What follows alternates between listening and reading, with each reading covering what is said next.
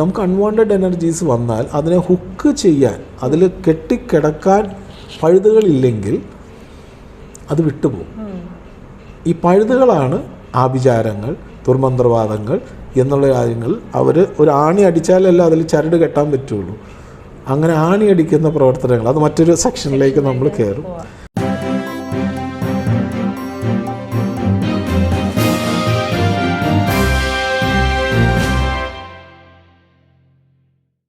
സാറൊരു psychologist എന്ന നിലയിൽ pendulum use ചെയ്താണ് ഹീൽ ചെയ്യുന്നത്. അപ്പം സാറിനെ വിളിക്കുന്ന വ്യക്തികളൊക്കെ പലപ്പോഴും പറയുന്നത് എനിക്ക് ഇന്ന ട്രോമയുണ്ട്, ചിലപ്പോൾ ചൈൽഡ്ഹുഡ് ട്രോമാസ് ആയിരിക്കാം, അല്ലെങ്കിൽ എനിക്ക് കോൺഫിഡൻസ് തീരെ ഇല്ല, അല്ലെങ്കിൽ മുന്നോട്ട് എങ്ങനെ പോകണമെന്നറിയില്ല, എനിക്ക് ഭയങ്കര ഭയമാണ്, അല്ലെങ്കിൽ സ്റ്റേജ് ഫിയർ ആവാം, അല്ലെങ്കിൽ പലതരത്തിലുള്ള ഫിയേഴ്സ് പലരെയും വേട്ടയാടാറുണ്ട്. അതല്ലെങ്കിൽ എന്തെങ്കിലും മാനസികമായിട്ടുള്ള പല പല പ്രയാസങ്ങൾ, ചിലപ്പം എന്തെങ്കിലും സഡൻ ലോസ് ആയിരിക്കാം, ജീവിതത്തിൽ വന്ന നഷ്ടങ്ങളായിരിക്കും അവരെ ഭയപ്പെടുത്തിയിരിക്കുന്നത്. അതല്ലെങ്കിൽ ഇനി ഭാവിയെ പറ്റിയുള്ള ആശങ്ക. അപ്പോൾ ഇങ്ങനെ അല്ലെങ്കിൽ ഫൈനാൻഷ്യൽ ഡിഫിക്കൽട്ടീസ്, അല്ലെങ്കിൽ ഏതെങ്കിലും സാഹചര്യത്തിൽ എവിടെയെങ്കിലും വീട്ടിലെ പ്രശ്നങ്ങൾ, കുടുംബ വഴക്കുകൾ, ഡിവോഴ്സ് കേസുകൾ, അതല്ലെങ്കിൽ സാറ് പറഞ്ഞ പോലെ ഇപ്പോൾ വേറെ രാജ്യങ്ങളിലൊക്കെ ആണെങ്കിൽ വേണമെങ്കിൽ യുദ്ധങ്ങൾ, പല പല പ്രശ്നങ്ങളൊക്കെ പറയുന്നുണ്ടാവും. അപ്പോൾ ഇങ്ങനെയുള്ള ഒരുപാട് തരത്തിലുള്ള പ്രശ്നങ്ങളാണ് ഫേസ് ചെയ്യുന്നത്. അപ്പം അവർക്ക് പെൻഡുലം ഹീലിങ്ങിലൂടെ എങ്ങനെ ഒരു മാറ്റം കൊണ്ടുവരാൻ സാധിക്കുന്നത്? അതിനെക്കുറിച്ച് വളരെ വിശദമായിട്ട് പറയേണ്ടി വരും. എന്നാലും വളരെ സമയപരിമിതി കൊണ്ട് മനസ്സിലാകുന്ന രീതിയിൽ പറഞ്ഞു പോകും. ഒരു ക്ലയൻറ്റ് നമ്മളുടെ അടുത്ത് വരുമ്പോൾ ആസ് എ ഹീലർ ചെയ്യുന്നത് ഡയഗ്നോസിസാണ്. പലപ്പോഴും വ്യക്തികൾ ഒരു കാര്യം മാത്രമേ പറയുള്ളൂ. ചിലപ്പോൾ ഒരു ഉദാഹരണം കുടുംബ വഴക്ക്, പക്ഷെ അതിൻ്റെ പുറകിൽ ധാരാളം ഫാക്ടേഴ്സ് ഉണ്ടാകും. അത് സൈക്കോളജിക്കലാകാം, ഫിനാൻഷ്യലാകാം, അല്ലെങ്കിൽ past life experience. Past life experience എന്ന് പറയുമ്പോൾ ചൈൽഡ്ഹുഡ് എക്സ്പീരിയൻസ് തുടങ്ങും. അമ്മയുടെ ഉദരത്തിൽ കിടക്കുന്ന സമയത്തുണ്ടായ ഷോക്കുകൾ പോലും ബാധിച്ചിട്ടുണ്ട്. അപ്പോൾ ഫണ്ടമെൻ്റലായിട്ട് നമ്മളൊരു ഹീലിങ്ങിന് പോകുമ്പോൾ അതിൻ്റെ റൂട്ട് കോസിലേക്ക് എത്താം, അതിൻ്റെ യഥാർത്ഥമായ മൂല കാരണം കണ്ടെത്തുക എന്നുള്ളതാണ് ഒരു ഹീലറിനെ സംബന്ധിച്ചിട്ടുള്ള ഏറ്റവും വലിയ വിജയം എന്ന് പറയുന്നത്. വെല്ലുവിളിനേക്കാളും ഉപരി യഥാർത്ഥ കാരണത്തിനെയല്ല പലപ്പോഴും ചികിത്സിക്കുന്നത്. ഒരു ഹീലർ വരുമ്പോൾ തന്നെ ചികിത്സ തുടങ്ങും, അതാണ് പരാജയമാകുന്നത്. രോഗിയുടെ ആവശ്യവും പെട്ടെന്ന് അസുഖം അല്ലെങ്കിൽ പ്രശ്നം മാറണമെന്നാണ്.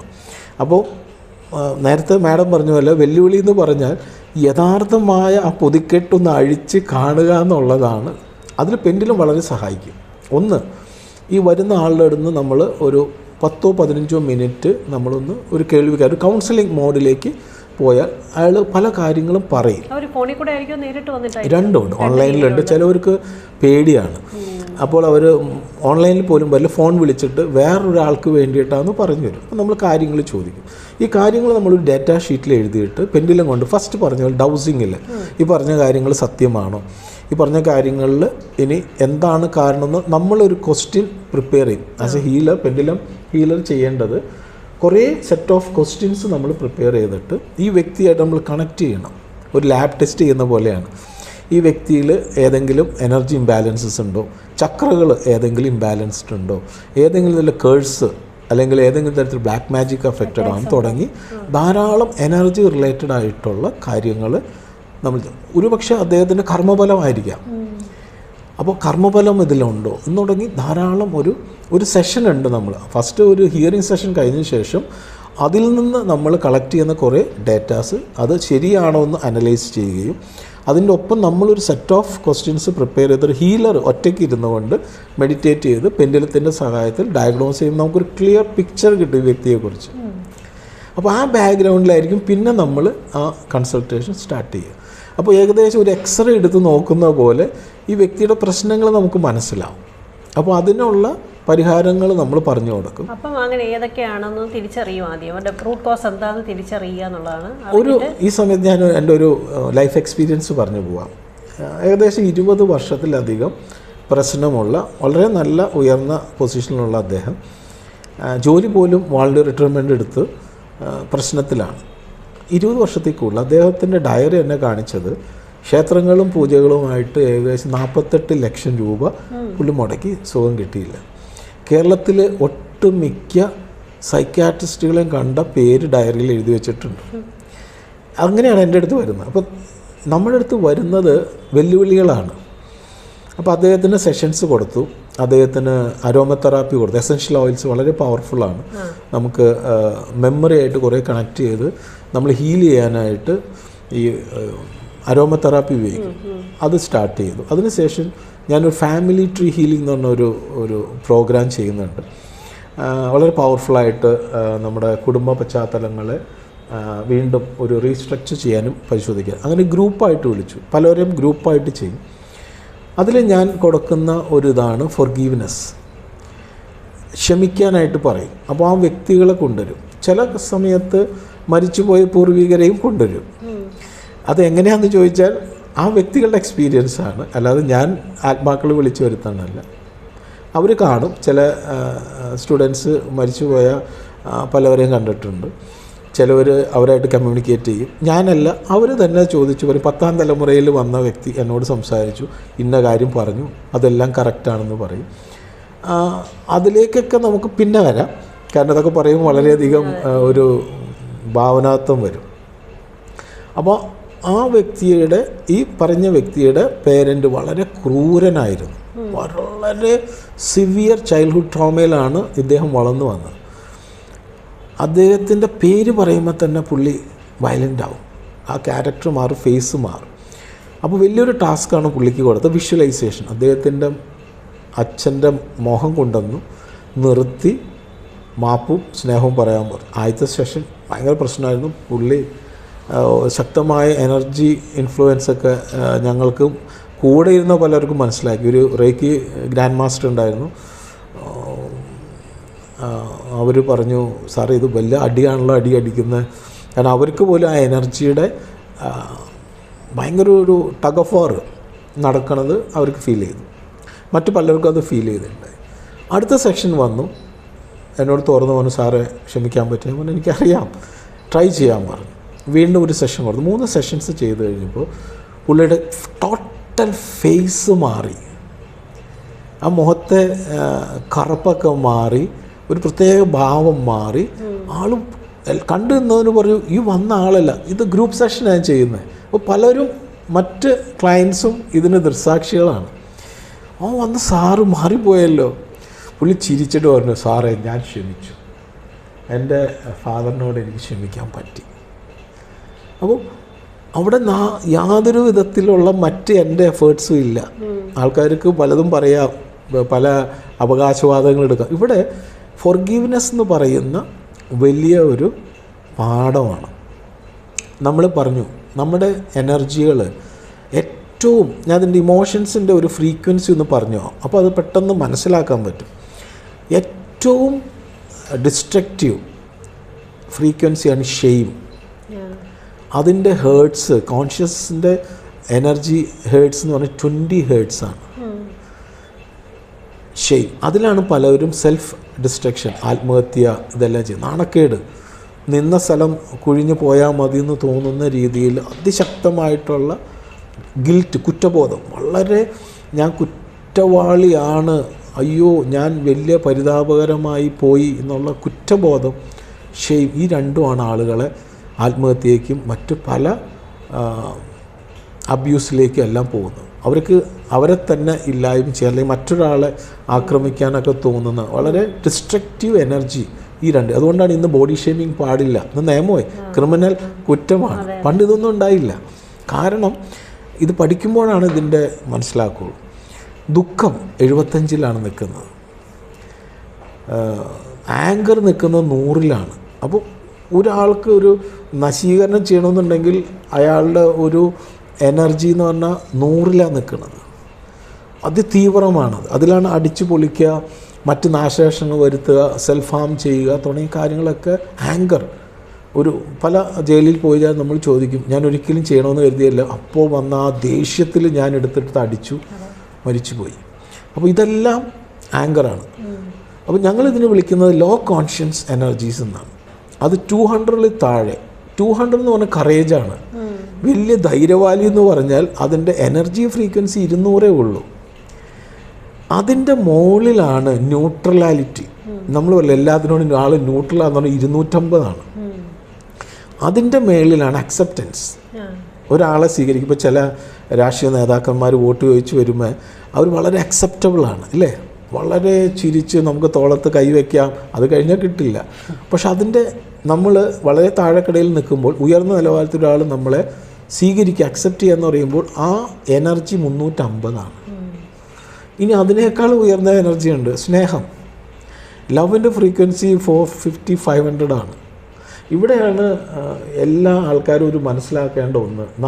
വീട് വിട്ട്, മാതാപിതാക്കൾ വിട്ട്, അല്ലെങ്കിൽ ഭാര്യ ഭർത്തൃ ബന്ധത്തിൽ പാർട്ട്ണറെയൊക്കെ വിട്ട് ഒളിച്ചോടാനുള്ള കാരണം ഈ ഫ്രീക്വൻസിയാണ്.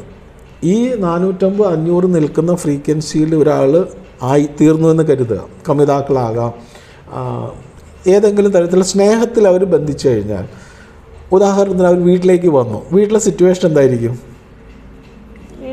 സന്തോഷകരമായ ഒരു അവസ്ഥയായിരിക്കില്ല, ആയിരിക്കില്ല, കുറ്റപ്പെടുത്തലായിരിക്കും, ഗിൽറ്റാ കൊടുക്കുക. അപ്പോൾ ഒരു 450-500 നിൽക്കുന്ന ആൾക്ക് ഇവിടെ ഗിൽറ്റ് കൊടുത്ത കുറ്റം, നീ എന്തിനത് ചെയ്തു, അല്ലെങ്കിൽ നിനക്ക് നാണമില്ല, ഷെയിമിലേക്ക്, ആ രീതി, അല്ലെങ്കിൽ ആങ്കർ 100-ലൊക്കെ നിൽക്കുമ്പോൾ ഒരിക്കലും മാച്ചാവില്ല. അപ്പോൾ ഈ 450-500 വന്ന ആൾ വീട്ടു വിട്ടു പോകും. എവിടെയാണ് ആ സ്നേഹം കിട്ടിയേ ആ സ്നേഹത്തിലേക്ക് പോകും. അതുകൊണ്ടാണ് പലരും വീട് വിട്ടു പോകുന്നത്. കാരണം വീട് എന്താണ്, അവർക്ക് നരകതുല്യമാണ്. കാരണം ആങ്കറാണ്, 100ആണ്, ഷെയിമാണ്, ഗ്രീഫാണ്, ദുഃഖമാണ്. ആ ലോ കോൺഷ്യൻസിൽ നിൽക്കാൻ പറ്റില്ല, അവർ ഹയർ ഫ്രീക്വൻസിയിലേക്ക് പോകാൻ നോക്കും. അപ്പോഴാണ് ആരെങ്കിലും ചിരിച്ചു കാണിച്ചാൽ അത് ചതിയാണെന്ന് അവർക്ക് മനസ്സിലാവില്ല. അത് വശീകരണവുമല്ല, തെറ്റിദ്ധരിക്കേണ്ട, അത് വശീകരണമല്ല, അത് സ്നേഹത്തിൻ്റെ ശക്തിയാണ്, ആ അട്രാക്ഷനാണ്. ആ എനർജിയിലേക്ക് അവർ അറിയാതെ ലിഫ്റ്റാവും. അതിൻ്റെ മേളിൽ മറ്റൊരു എനർജി ഉണ്ട്, ജോയ്. അതിന് മേളിലാണ്. അപ്പോൾ ഞാൻ സാധാരണ ടീനേജേഴ്സിനോടൊക്കെ ക്ലാസ് എടുക്കുമ്പോൾ പേരൻസിനോട് ചോദിക്കും, നിങ്ങളുടെ മക്കൾ ഇങ്ങനെ ഒരു പ്രയോഗത്തിൽ വീണുപോയി, നിങ്ങളുടെ വീട്ടിൽ ഏത് സിറ്റുവേഷനാണ്? ഇതാണ്. എന്നിട്ട് കുട്ടികളോട് ചോദിക്കും, നിങ്ങൾ ഏതാണ് ആഗ്രഹിക്കുന്നത്? ആ വീട്ടിൽ നിൽക്കില്ല. അതേ സമയത്ത് വീട്ടിൽ വരുമ്പോൾ സദ്യ ഒരുക്കി ആടിപൊളി പാർട്ടിയാണ്, നിങ്ങൾക്ക് എന്ത് തോന്നും? അവിടെ കുറ്റപ്പെടുത്തലില്ല, വഴക്ക് പറച്ചിലില്ല, പാർട്ടി മൂഡാണ്. നിങ്ങൾ ആ വീട് വിട്ട് പോകും? ഇല്ല. നിങ്ങൾ ബോയ് ഫ്രണ്ടിനോ ഗേൾ ഫ്രണ്ടിനോ വിട്ടിട്ട് നിങ്ങൾ വീട്ടിലെ ജോയ്ഫുൾ, കാരണം 450-500 കൂടുതൽ 550 ജോയിയുടെ എനർജി. അതുകൊണ്ടാണ് നമ്മൾ ബൈബിളിൽ മുടിയനായ പുത്രൻ്റെ കഥ പറയുമ്പോൾ മുടിയനായ മകൻ തിരിച്ചു വരുമ്പോൾ അക്സെപ്റ്റൻസ് കൊടുക്കുമ്പോൾ തന്നെ അക്സെപ്റ്റൻസ്, മോതിരം ഇട്ട് സ്വീകരിക്കുമ്പോൾ തന്നെ കൊടുക്കുന്ന സ്നേഹം. കുറ്റം പറയാൻ പോയില്ല, ഷെയിം കൊടുത്തില്ല, ഗിൽറ്റ് കൊടുത്തില്ല, കറേജ് കൊടുത്തില്ല, ധൈര്യമൊന്നുമല്ല കൊടുത്തത്, അക്സെപ്റ്റൻസാണ് കൊടുത്തത്. 350. ഞാനിപ്പോഴും ആ വാക്കുകൾ ഉപയോഗിക്കുന്ന അതിൻ്റെ ആ വേവ് ലെങ്ത് മനസ്സിലാക്കാനാണ്. അത് കഴിഞ്ഞ് അവിടെ തടിപ്പിച്ച ഒരു കാളയെ അറുത്തു, പാർട്ടിയാണ്. ഒന്ന് ആലോചിക്കണം, എന്താണ് അത് മനസ്സിലാക്കിയെടുക്കുമ്പോൾ ഇതാണ് ഓരോ ഭവനത്തിലും വേണ്ടത്. പരാജയപ്പെട്ട ഏതൊരു യുവത്വവും അല്ലെങ്കിൽ വിവാഹത്തിൽ തന്നെ പരാജയപ്പെട്ടാൽ മകളോ മകനോ ആ വീട്ടിലേക്ക് വരുമ്പോൾ വീട് ഒരു സ്വർഗം എന്ന് പറയുന്നത് അതൊരു ജോയ്ഫുൾ എനർജി ക്രിയേറ്റ് ചെയ്താൽ പ്രശ്നങ്ങളില്ലാണ്ടാവും. അവിടെ ഒരു എനർജി ഹീലറിൻ്റെ ആവശ്യം പോലും ഇല്ല. ഇടയ്ക്കുള്ള ന്യൂസുകളൊക്കെ പലതും ഇങ്ങനെ തിരിച്ച് മകൾ ഡിവോഴ്സായി അല്ലെങ്കിൽ വിട്ട് വന്ന് നിൽക്കുമ്പോൾ വീട്ടിലെ ഒരു അക്സെപ്റ്റൻസ് കിട്ടാതെ വന്നിട്ട് ട്രെയിനിന് മുമ്പിൽ ചാടി കഥകളൊക്കെ കേൾക്കുമ്പോഴൊക്കെ തോന്നിയിട്ടുണ്ടോ ഒന്ന് അക്സെപ്റ്റ് ചെയ്തിരുന്നെങ്കിൽ നടക്കില്ല. ഒരു വാക്ക് മതി നമ്മൾ പറയണത്. അത് അക്സെപ്റ്റൻസിൻ്റെ എനർജിയാണ്. അവർ ഷെയിമിലും ഗിൽറ്റിലും 30-20 കിടന്ന് ഞെരുങ്ങി കിടക്കുന്ന സമയത്ത് ആ ഒരു കൈ മതി, മോളെ കുഴപ്പമില്ല, ഞാൻ എൻ്റെ കാലം വരെയെങ്കിൽ ഞാൻ നിന്നെ നോക്കിക്കൊള്ളുന്ന ഒറ്റ വാക്ക് മതി. അതാണ് അക്സെപ്റ്റൻസിൻ്റെ ഇത്.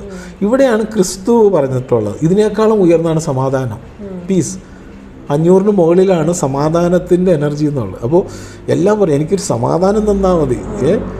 എന്തുകൊണ്ട് ആണുങ്ങൾ ബാറിൽ പോകുന്നു അല്ലെങ്കിൽ മറ്റ് സ്ഥലങ്ങളിൽ പോകുന്നു പറഞ്ഞാൽ അവർ പറയുന്ന വീട്ടിൽ വന്ന സമാധാനമില്ല. കാരണം ഭാര്യ ഒരു വട്ടം പരാതിയായിട്ട് കാത്തിരിക്കുകയാണ്. ഈ പരാതി കേൾക്കാനായിട്ട് വയ്യ, സമാധാനമില്ല. സമാധാനം എവിടെ കിട്ടും? ബാറിൽ കിട്ടും. ബാറിൽ ആരും നിൽക്കുന്ന മേക്കപ്പ് ഇട്ട് മനസ്സിൽ യാതൊരു സ്നേഹവും ഇല്ലെങ്കിലും ചിരിച്ച് കാണിച്ചുകൊണ്ട് സ്വാഗതം ചെയ്യുന്ന മാർക്കറ്റേഴ്സാണ്. അപ്പോൾ അതിലവർ വീഴും. കാരണം അവിടെ സമാധാനമുണ്ട്, സന്തോഷമുണ്ട്, അത് അടയ്ക്കുന്നത് വരെ അവിടെ ഇരിക്കും. അപ്പോൾ അതുകൊണ്ട് ഭാര്യമാരെന്ത് ചെയ്യണം, അല്ലെങ്കിൽ വീട്ടിലുള്ളവരെന്ത് ചെയ്യണം, വീട്ടിലെപ്പോഴും ഒരു സൗഹാർദ്ദപരമായ സമാധാനപരമായ അന്തരീക്ഷം എപ്പോഴും ഉണ്ടാകും. നമുക്കതല്ല ഇഷ്ടം. നമ്മൾ ക്ഷേത്രങ്ങളിൽ പോകുമ്പോൾ, പള്ളിയിൽ പോകുമ്പോൾ അവിടുത്തെ ആ കാംനെസ്, സമാധാനമാണ് നമ്മളെ അട്രാക്റ്റ് ചെയ്യുന്നത്. വീണ്ടും പോകും. അല്ലെങ്കിൽ നാച്ചുറൽ ബ്യൂട്ടികൾ നമ്മൾ കാണുമ്പോൾ അവിടെ കിട്ടുന്നത് എന്താ? നമ്മൾ ഈ സൈറ്റ് സീനിങ്ങിനൊക്കെ പോകുമ്പോൾ നല്ല പാർക്കുകൾ, ഗാർഡനുകളൊക്കെ നമ്മൾ ഇഷ്ടപ്പെടാനുള്ള കാരണം അവിടെ ചെല്ലുമ്പോൾ നമുക്കൊരു സമാധാനം കിട്ടും. കാരണം അവിടെ ആ ഒരു സമാധാനം, ആ എനർജി ഉണ്ട്. എല്ലാവരും പറയുന്നത് ഒന്നും ഇല്ലെങ്കിൽ ഒരു സമാധാനം കിട്ടിയാൽ മതി. പക്ഷെ അത് 500 അതിന് വില കൊടുക്കണം. അതുണ്ടാവണമെങ്കിൽ ഒത്തിരി കഷ്ടപ്പെടുമെന്ന് പറഞ്ഞാൽ ഒരിക്കലും കുറ്റബോധം കൊടുക്കരുത്. ഞാൻ ഈ സമയത്ത് ഒന്ന് കടത്തി പറയാം. പല മതങ്ങളും ഇൻഷുറൻസുകാരെ പോലെയാണ്. ഇൻഷുറൻസുകാരുടെ വിജയം എന്താ? നീ മരിച്ചാൽ ഇത്ര കിട്ടും അല്ല, നിൻ്റെ കുടുംബം എന്തായത്? ഒരു ഫിയർ കൊടുക്കും.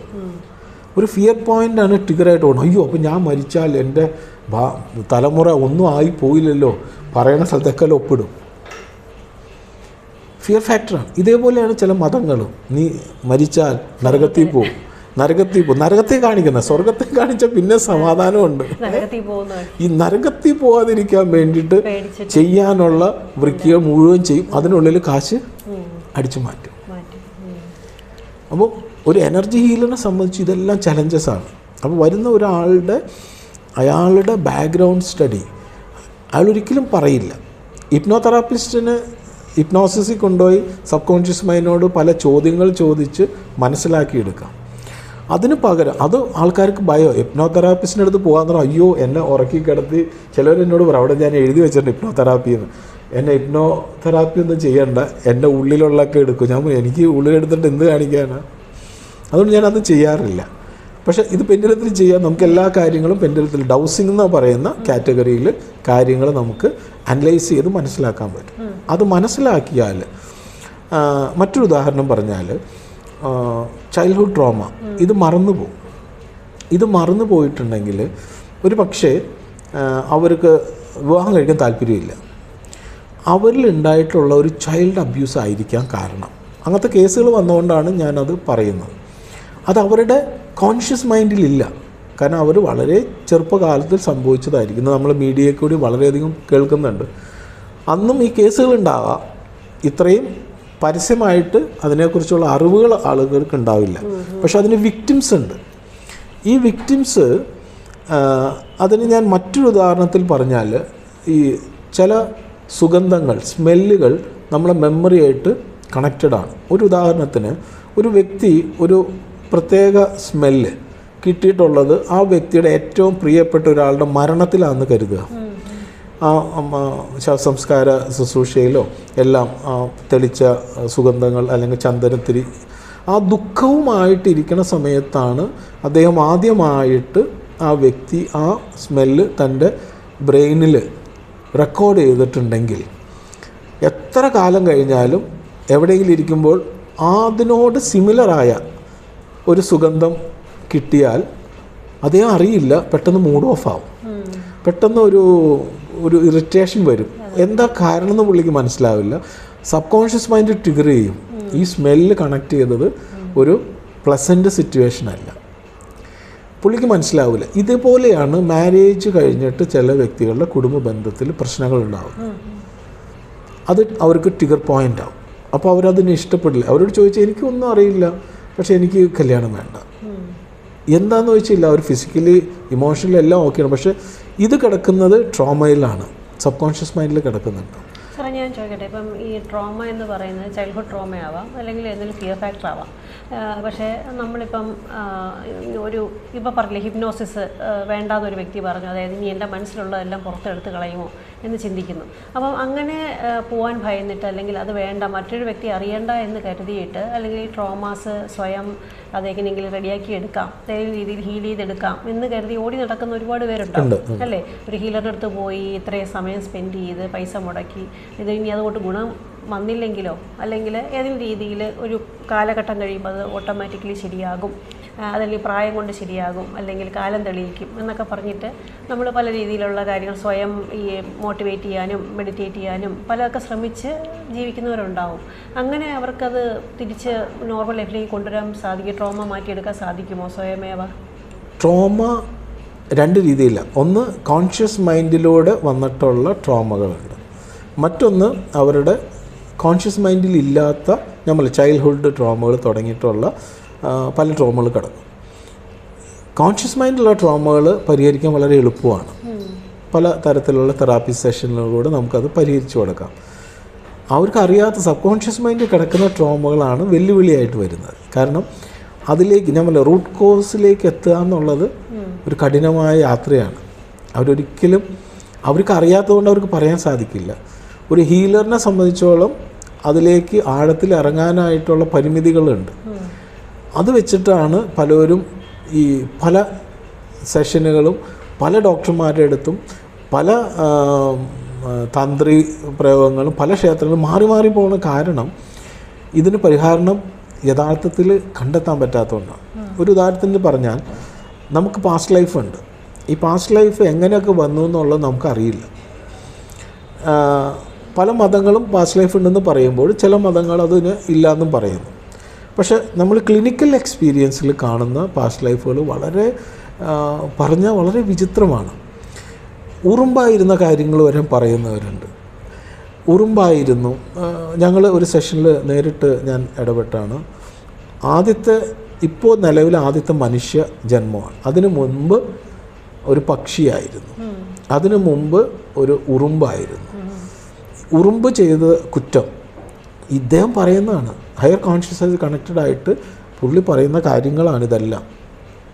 നമ്മൾ കേട്ടാൽ ഇതൊരു ഭാവനയിൽ പറയുന്നതെന്ന് വെച്ചാൽ ഒരിക്കലും നടക്കില്ല. ഇത്രയും കാര്യങ്ങൾ സങ്കല്പിച്ച് പറയാനായിട്ട് സബ് കോൺഷ്യസ് മൈൻഡിന് പറ്റില്ല. സബ് കോൺഷ്യസ് മൈൻഡിന് ഉള്ളതേ പറ്റുള്ളൂ. അതുകൊണ്ടാണ് ഇന്ന് നാർക്കോ അനലൈസിസ് എല്ലാം നമ്മൾ ഇന്ന് സയൻറ്റിഫിക്കായിട്ട് എടുക്കുന്നത്. കാരണം സബ് കോൺഷ്യസ് മൈൻഡിൽ നിന്നാണ് എടുക്കുന്നത്. അപ്പോൾ അത്രയും വളരെ വിവരിച്ച് ഉറുമ്പ് ചെന്നത് ഒരു ചെയ്യാൻ പാടില്ലാത്ത ഒന്നിനെ അത് ഭക്ഷിച്ചു, ജീവനോടെ ഉള്ള ഒന്നിനെ അത് ഭക്ഷിച്ചു എന്നാണ് ആ വ്യക്തി പറയുന്നത്. അതിനെ ഒരു പക്ഷി വന്ന് ഭക്ഷിച്ചു. പക്ഷിയുടെ ജന്മത്തിന് വേണ്ടി വേറെ ഒരു പക്ഷിയായിട്ട് വീണ്ടും ജനിച്ചു. അത് കണക്ട് പറഞ്ഞ് കേൾക്കുമ്പോൾ നമ്മൾ എന്ത് വിശ്വസിക്കുന്ന ആളാണ്. അപ്പോൾ ഞങ്ങൾ വളരെ സീനിയേഴ്സായിട്ടുള്ള ഹൈപ്നോതെറാപ്പിസ്റ്റുകൾ എല്ലാവരും ഉണ്ടായിരുന്നു. കാരണം ഇത്രയും വലിയൊരു എക്സ്പീരിയൻസ് ആദ്യമാണ്. അപ്പോൾ ഞാനത് ദൃക്സാക്ഷിയാണ്.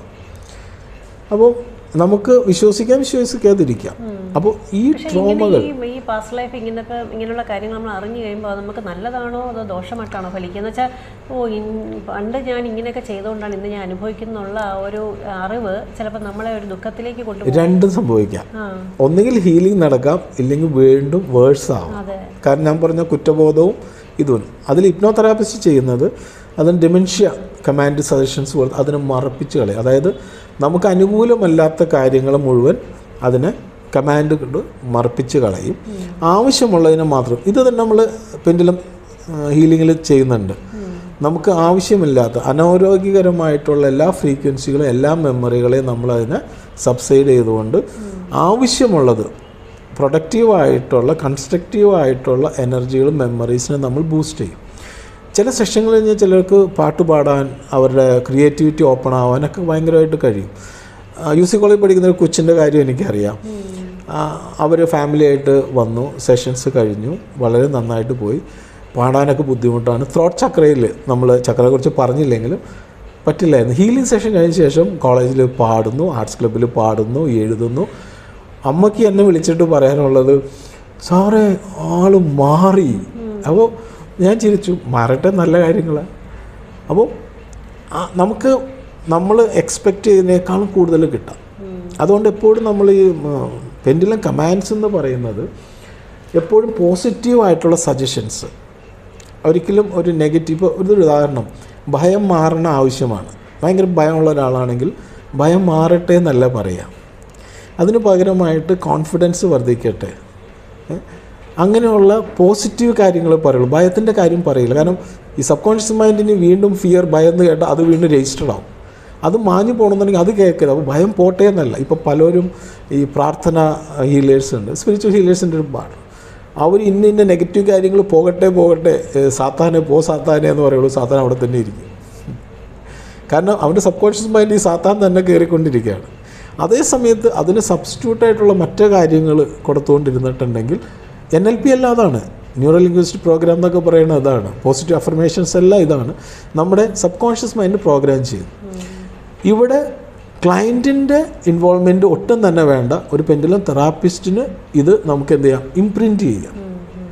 നമ്മൾ ബ്ലൂ പ്രിൻറ്റ് കറക്ഷൻസ് എന്നൊക്കെ പറയുന്ന പോലെ നമ്മൾ ഒരു ട്രാൻസിലേക്ക് പോകും. നമ്മൾ ചക്ര തെറാപ്പി സ്റ്റാർട്ട് ചെയ്ത് കഴിഞ്ഞാൽ പെൻഡുലം കൊണ്ട് ചെയ്യുമ്പോൾ ആ എനർജികൾ നമ്മൾ നേരത്തെ പറഞ്ഞ കോൺഷ്യസ് ഫ്രീക്വൻസികളുണ്ടല്ലോ, ഷെയിം, ഗിൽറ്റ്, ഇതെല്ലാം കയറി വരും. ഇത് കയറി നമുക്ക് മെഷർ ചെയ്യാൻ പറ്റും. പെൻഡുലത്തിൽ നമ്മൾ മെഷർ ചെയ്തിട്ടുണ്ടെങ്കിൽ അവർ കറക്റ്റ് ഫ്രീക്വൻസി ഏതാണെന്ന് മനസ്സിലാക്കാം. അതാണ് പെൻഡുലത്തിൻ്റെ ഗുണങ്ങൾ. ആ ഫ്രീക്വൻസി മനസ്സിലായി കഴിഞ്ഞാൽ അവർ ഏകദേശം ഒരു ട്രാൻസിലേക്ക് നമ്മുടെ ബോഡി ഹീൽ ചെയ്യുന്നത്. നമ്മുടെ ബോഡിക്കൊരു ഇൻ്റലിജൻസ് ഉണ്ട്. നമ്മൾ പറയും രോഗപ്രതിരോധ ശക്തി, ഇമ്മ്യൂണിറ്റി എന്നൊക്കെ പറയുന്നത്. അത് വർക്ക് ചെയ്യണമെന്നുണ്ടെങ്കിൽ ബോഡി ഒരു റെസ്റ്റിംഗ് മോഡിലേക്ക് പോകണം. അതുകൊണ്ടാണ് മെഡിസിനിൽ നമ്മൾ ഉറക്ക ഗുളിക കൊടുക്കുന്നത്. അല്ലെങ്കിൽ ഡോക്ടർമാർ പ്രത്യേകം പറയും നന്നായിട്ട് ഉറങ്ങണം. ഉറക്കമുണ്ട്, ആദ്യം ചോദിക്കും ഉറക്കമുണ്ടോയെന്ന് ചോദിക്കും. ഉറക്കമുണ്ടായാലേ ബോഡിക്ക് ഹീൽ ചെയ്യാൻ പറ്റുള്ളൂ. അതിന് കാരണം ബ്രെയിൻ വേവ്സ് ആയിട്ട് നമ്മുടെ ബോഡി കണക്റ്റഡ് ആണ്. നമ്മൾ ഉണർന്നിരിക്കുന്ന അവസ്ഥയിലുള്ളത് ബീറ്റ വേവ്സ് ആണെങ്കിൽ ഒരു ചെറിയ മയക്കത്തിലേക്ക് പോകുമ്പോൾ അത് ആൽഫയായി. അതിനുശേഷം അത് വീണ്ടും നല്ലൊരു മയക്കം TT-യിലേക്ക് പോകും. TT എന്ന് പിന്നെ ഡെൽറ്റ, ഉറക്കത്തിലേക്ക്. ഡെൽറ്റയുടെ ഫ്രീക്വൻസി 0.5 to 4 വരെയുണ്ട്. 0.5 to 2 ആണ് നല്ല ഉറക്കം. പെൻഡുലത്തിൻ്റെ ഫ്രീക്വൻസി 2 Hz ആണ്, ഉറക്കത്തിൻ്റെയാണ്. അപ്പോൾ പല സ്റ്റുഡൻസ് എന്നോട് പഠിച്ച് ഫസ്റ്റ് ലെവൽ സെക്കൻഡ് ലെവലായി കഴിയുമ്പോൾ പറയും സാറേ ഞാൻ പിടിച്ചുകൊണ്ട് നമ്മൾ ഉറക്കം വന്നു, പെൻഡുലം കയ്യിൽ തെറിച്ചു പോയി, വല്ല പ്രേതത്തിൻ്റെ വല്ല ഇതാണോ, വല്ല മറ്റ് എനർജി എന്നെ അറ്റാക്ക് ചെയ്തതാണോ എന്ന് പറയും. പലരും ചോദിക്കാം. ഞാൻ പറയില്ല, ക്ലാസ് എടുക്കുമ്പോൾ തന്നെ നിങ്ങൾ ഉറങ്ങിപ്പോവും, കയ്യിൽ നിന്ന് പോവും. കാരണം നിങ്ങൾ സെൽഫ് ചെയ്യുമ്പോൾ ക്രിയേറ്റീവ് സെൽഫ് ഹിപ്നോസിസ് പോലെ ഒരു ട്രാൻസിലേക്ക് പോവാണ്, മയക്കത്തിലേക്ക് പോവാണ്. അത് സംഭവിക്കണം. അതാണ് അതിൻ്റെ എനർജി. അപ്പോൾ നിങ്ങൾ കുറച്ച് നേരം പിടിച്ചു കഴിയുമ്പോൾ നിങ്ങൾ ഉറങ്ങിയിട്ടുണ്ടെങ്കിൽ അതിൻ്റെ അർത്ഥം പെൻഡുലം നിങ്ങൾക്ക് വേണ്ടി വർക്ക് ചെയ്തു, നിങ്ങൾ ട്രാൻസിൽ പോയി. അപ്പോൾ ഏറ്റവും നല്ല ഒരു ഹീലിംഗ് ടൈമാണ് നമ്മൾ ആൽഫ ടു തീറ്റ. അതിലേക്കാണ് ട്രാൻസ്. ഈ നമ്മളെല്ലാ ഇപ്പോൾ ഞങ്ങളൊരു ഉദാഹരണം പറയുകയാണെങ്കിൽ നമ്മൾ മതത്തിൻ്റെ ഒന്നും പറയണ്ട, ചില എന്താ പറയണതിനെ, ചില കൂട്ടായ്മകൾ അങ്ങനെ പറയാം, പ്രാർത്ഥനാ കൂട്ടായ്മകൾ എന്ന് പറയും. ആ ട്രാൻസിലേക്ക് പോകുമ്പോൾ രാവിലെ തൊട്ട് വൈകുന്നേരം വരെയുള്ള പാട്ട്, ഭജന, കൈകൊട്ട്, പല താളങ്ങൾ, സൗണ്ടുകൾ എല്ലാം വരുമ്പോൾ അവർ ആ ട്രാൻസിലേക്ക് പോവാണ്. ആ ട്രാൻസിലേക്ക് പോകുമ്പോൾ ഒരു എനർജിയും വേണ്ട, അവരുടെ ശരീരം ഹീൽ ചെയ്യാൻ തുടങ്ങും. അത് ആരും പറയില്ല. ഇതിപ്പോൾ ഞാനിത് പറഞ്ഞാൽ എൻ്റെ വെയിറ്റ് പോയി. ഇതിപ്പോൾ എൻ്റെ അടുത്ത് വന്നാൽ ഞാൻ ഇത് ചെയ്താലും ശരിയാവുന്ന പറഞ്ഞാൽ ഞാൻ എന്നെ മാർക്കറ്റ് ചെയ്യണം. പക്ഷെ അതല്ല. അതുകൊണ്ട് നല്ല ഡോക്ടേഴ്സ് പറയുന്നത് നന്നായിട്ട് ഭക്ഷണം കഴിച്ച് നന്നായിട്ട് ഇരുന്ന് ഉറങ്ങുക, 2 ദിവസം ഉറങ്ങുമ്പോൾ ശരിയാവുമെന്ന് പറയുന്നത് കാരണം നമ്മുടെ ശരീരം നമ്മൾ റിപ്പയർ ചെയ്യും. ഈ ശരീരം റിപ്പയർ ചെയ്യാത്തവർക്കാണ് നമ്മുടെ ആവശ്യം. അപ്പോൾ മെഡിസിൻ എടുക്കാൻ താല്പര്യമില്ലാത്തവർക്ക് നമ്മൾ ഈ ട്രാൻസിലേക്ക് പെൻഡുലത്തിൽ നമ്മൾ ക്രൗൺ ചക്ര തേർഡായി ത്രോട്ടിലെത്തുമ്പോഴേക്കും ആൾക്കാർ മിക്കവാറും മയങ്ങി പോകണതാണ്. ചിലവരുടെ ക്ലിനിക്കിൽ വളരെ എക്സ്പീരിയൻസ് ആയിട്ട് മറ്റ് വാസ്തു ശാസ്ത്രത്തിലൊക്കെ വളരെയധികം പാണ്ഡിത്യമുള്ളവരൊക്കെ വന്ന് എൻ്റെ അടുത്ത് ചെയ്യാറുണ്ട്. അവർ സാറേ ഉറങ്ങിപ്പോയി, എന്തൊരു സുഖമായിരുന്നു. ഞാൻ എത്ര മിനിറ്റ് പോയിന്നറിയാമോ? ഒരു 10 മിനിറ്റ് പോയിട്ടുണ്ടാവില്ല. ഞാൻ സമയം നോക്കാൻ പറയും. 2 മണിക്കൂർ 3 മണിക്കൂർ എൻ്റെ ടേബിളിൽ ഞാൻ ഒരു 5 മിനിറ്റ് ആ ഹീലിംഗ് സെഷൻ ചെയ്തിട്ടുള്ളൂ. അത് കഴിഞ്ഞ് ഞാൻ എൻ്റെ സെഷനിൽ വന്ന് വെറുതെ ഇരിക്കുകയുള്ളൂ. അവിടെ ഹീലിംഗ് നടക്കുകയാണ്. കാരണം അവരാ കറക്റ്റ് ബോഡി ഫ്രീക്വൻസിയിലേക്ക് പോയി. അവരുടെ ബോഡി ആവശ്യമില്ലാത്ത, നമ്മുടെ ബോഡിക്ക് നമുക്ക് ശരീരത്തിൽ പിടിക്കാത്തൊരു ഭക്ഷണം കഴിച്ചാൽ ബോഡി എന്ത് ചെയ്യും? വൊമിറ്റ് ചെയ്യിക്കും, അല്ലെങ്കിൽ അത് ലൂസ് മോഷനായിട്ട് ബോഡി എങ്ങനെയെങ്കിലും കളയും. ഒരു സാധനം തറച്ച് കയറിയാലോ അതിനെ പഴുപ്പിച്ച് അതിനെ വ്രണമാക്കി അതിനെ കളയും. അതാണ് ശരീരത്തിൻ്റെ ഇത്. അതിനുശേഷം ശരീരം തന്നെ ഹീൽ ചെയ്യും. അതേപോലെയാണ് എല്ലാ എനർജി. നമുക്ക് അൺവാണ്ടഡ് എനർജീസ് വന്നാൽ അതിനെ ഹുക്ക് ചെയ്യാൻ, അതിൽ കെട്ടിക്കിടക്കാൻ പഴുതുകളില്ലെങ്കിൽ അത് വിട്ടുപോകും. ഈ പഴുതുകളാണ് ആഭിചാരങ്ങൾ, ദുർമന്ത്രവാദങ്ങൾ എന്നുള്ള കാര്യങ്ങൾ. അവർ ഒരു ആണി അടിച്ചാലല്ല അതിൽ ചരട് കെട്ടാൻ പറ്റുള്ളൂ. അങ്ങനെ ആണി അടിക്കുന്ന പ്രവർത്തനങ്ങൾ അത് മറ്റൊരു സെക്ഷനിലേക്ക് നമ്മൾ കയറും. അപ്പോൾ